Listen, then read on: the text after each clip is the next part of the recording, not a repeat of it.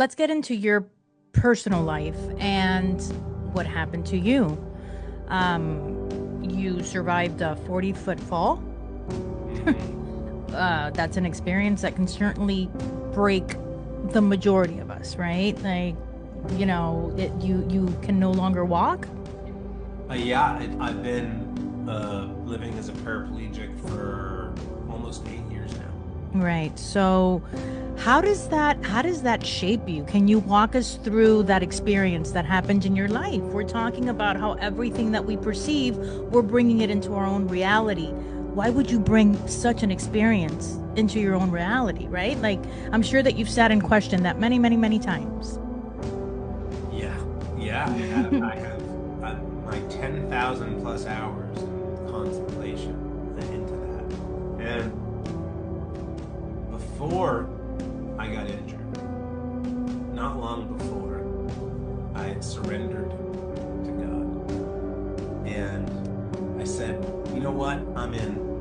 I want to be a light worker. I want to embody Christ consciousness. I want to do good works in the world. I'm in. Let's do this. I couldn't fight it. And I was going through my own awakening process.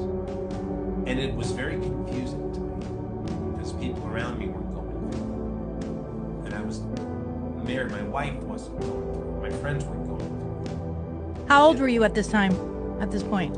So I was 38 years old. My children were 2 and 5 at the time. And not long after I surrendered to God, I fell 40 feet in the middle of the desert and woke up in an ICU to a doctor telling me I'm never going to walk again. Jesus. And 3 months later, I closed my company. I'm an entrepreneur.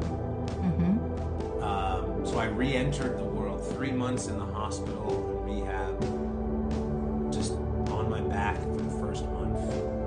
Like the first one I was in pretty bad shape. I had infections, so they couldn't operate for a month. So I was just flat on my back staring at a hospital ceiling for a month. And a lot of other things happening with my body.